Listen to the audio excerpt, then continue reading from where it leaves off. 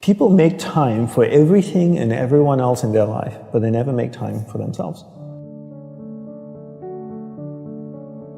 If you go up to someone who you know and say, like, would you like to catch up for coffee? Let's do coffee. They're like, oh, I can't this week, but I can next week. How about Thursday, 7 p.m.? Perfect. I'll see you at this place. When was the last time someone is willing to take time out of their life to spend time with themselves? So if I wanted to get to know you, and we've had one dinner, and we had a great conversation, we're spending time here. If I wanted to get to know you, I would have to spend time with you. We'd have to meet up for coffee, a glass of wine. If I really want to get to know you, maybe we meet up once a week. Every Friday night we go out for a glass of wine, we chat for a couple of hours. After a year, I'd get to know you really well, you'd get to know me really well. But it requires me spending time with you. So if you want to get to know yourself, you need to spend time with yourself. But in a way that you can inquire, right? So people say to me things like, oh, I walk my dog in the park, that's my time with myself. And I'm like, no, it's not. That's you walking the dog. People go like, oh, I go for a jog, that's my alone time. No, that's you jogging, avoiding traffic, watching where you're stepping so you don't trip and fall over. Spending time with yourself is sitting down, closing your eyes, not interacting with the outside world, and actually going inside and having that conversation, the same conversation I would have with you and say like, hey Brian, so where did you grow up? You know, you said California, do you like to surf? No? Hate the water? Love the water? Tell me, right? And people don't have that conversation, and because they don't have that conversation with themselves, they don't end up knowing what they want in life. Because they don't know what they want in life, they can't focus that finite amount of energy, and then they don't live a lifestyle that brings them happiness, and most people end up being unhappy. A couple of things I would say. One is simplify your life. Everybody's so busy. Everybody's got a lot of things to do. We don't actually have a lot of things to do. Right. We like being distracted because then we don't have to think about ourselves. And we don't have priorities in life. Most people don't have clear priorities in life. You know, for me, my goal is to simplify my life, simplify the number of people in my life, and simplify the number of things in my life. We only have a finite amount of energy each day, right? But every year, we have more people in our lives. Is that a fair statement? More Facebook friends, more people you're connected with, but your energy stays the same. So that's not a proportionate growth. If your energy is increasing every year proportionately with the number of things and people in your life, then we don't have to talk about this. But your energy level is the same. But the amount of people and things in your life are growing almost exponentially. So whereas that doesn't work.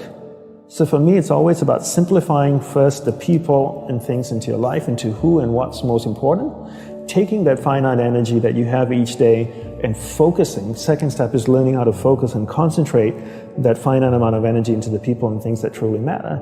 Now you start to create a lifestyle that you actually love because you're invested into people and things that matter. And the byproduct of that is happiness. And you said happiness is not a goal. Is that correct? Yes, happiness is not a goal. And if you ask most people, what do you want in life? They say, I want to be happy.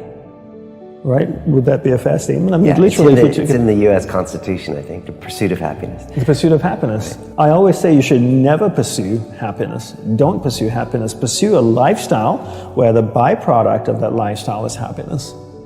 So happiness comes as a byproduct. I spend time with the people that I love. What is my byproduct? I'm happy. I spend time with people I don't like. I'm not happy. So don't pursue happiness. Pursue a lifestyle that gives happiness. But in order to pursue that lifestyle, you need to be clear what you want in life. What's your purpose in life? And people don't know this because they don't spend any time with themselves. People think that the more you meditate, the better it is. So 20 minutes of meditation is not as great as 3 hours of meditation. And it's actually not how we work. For us, we believe in quality as opposed to quantity. We spend the whole day preparing to meditate. What comes before meditation? Concentration. Concentration comes before meditation. So you need to learn how to concentrate in order to meditate. And we believe that you can't meditate if you can't concentrate. So we spend the whole day focusing on concentration. So when I spoke with someone in the monastery, I spoke with another monk, I gave them my undivided attention. When I worked on my laptop, I focused on working on my laptop. When I swept the sidewalk, I focused on sweeping the sidewalk.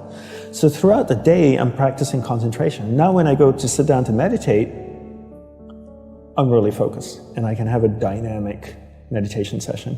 And I always use the simple analogy of, take Usain Bolt, for example, the sprinter, right? I don't know much about him except he won 3 gold medals, fastest man on earth from Jamaica.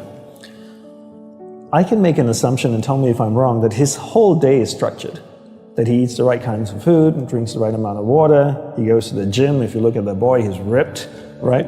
Probably works out, runs every day, I'm sure, sprints, does all kinds of things. But his whole day is preparing him for 9.57 seconds or whatever it is his world record is, not the other way around. And people come up to me all the time, Brian, and they say, Dandapani, I'm so stressed out, I've got so much happening in my life. Do you think if I meditate for 5 minutes in the morning, it'll help my whole day? I'm going like, well, what are you doing the remaining 23 hours and 55 minutes? That's what I want to know. Because if you try to meditate for 5 minutes in the morning and the rest of the day you just live a chaotic life, that's not, it's a good start, but it's not really helping you. It's like eating a carrot in the morning and then eating hamburgers and fries all day and hoping to have a healthy diet. You have to understand that your whole day, your lifestyle is what's going to support your meditation practice at the start, and then your meditation practice grows, and then it turns around and supports your lifestyle. Right. But not the other way around. You don't create a meditation practice to support your lifestyle. You create a lifestyle first, meditation second.